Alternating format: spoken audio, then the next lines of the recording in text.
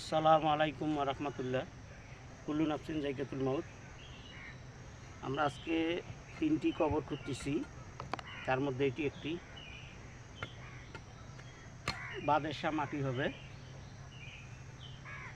এই ঢাকায় সিলেটে রোড অ্যাক্সিডেন্টে মারা গেছে, তাকে রংপুরে নিয়ে আসবে। তো ভাই, মৌত কার কখন আসবে এটা বলা মুশকিল। কে কীভাবে কার কখন মৃত্যু হবে এটা কেউ বলতে পারবে না। আল্লাহ পাকের হুকুম হলে চলে যেতে হবে।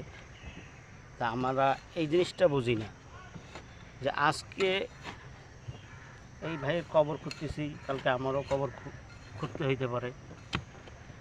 তো আমরা ভাই ভালো কাজগুলি বেশি বেশি করে করব, নামাজ কালাম পড়ব, অন্যকেও নামাজের দিকে ডাকবো, মসজিদমুখী করব। আর আমরা সবসময় চিন্তা করব যে আমাদের মৃত্যুটা যেন ইমানের শহীদ হয়। আজকে অনেক কবর খুঁজতে হার বের হয়েছে অনেক, তার মধ্যে এটি একটি। মানুষের কোনো দাম আছে? বাঁচি থাকতে অনেক দাম মানুষের, মৃত্যুর পরে তার কোনো মূল্যই করে না মানুষ।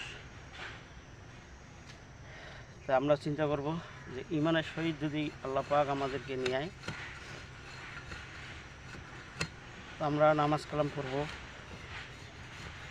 ইমানের সহিত যেন আমাদের মৃত্যুটা হয়, নামাজের অবস্থায় যেন হয়। তো আপনারা সকল কবরবাসীর জন্য দোয়া করবেন এবং আমাদের জন্য দোয়া করবেন, আপনাদের আত্মীয় স্বজনের জন্য দোয়া করবেন। আল্লাহ পাক যেন সকলকে জান্নাতবাসী করে, কবরকে জান্নাতের উচ্চ মর্যাদা দান করে। গত 2-1 দিন ভিডিও দেই নেই আমরা, অনেকগুলো কবর হয়েছে, সময় পাইনি।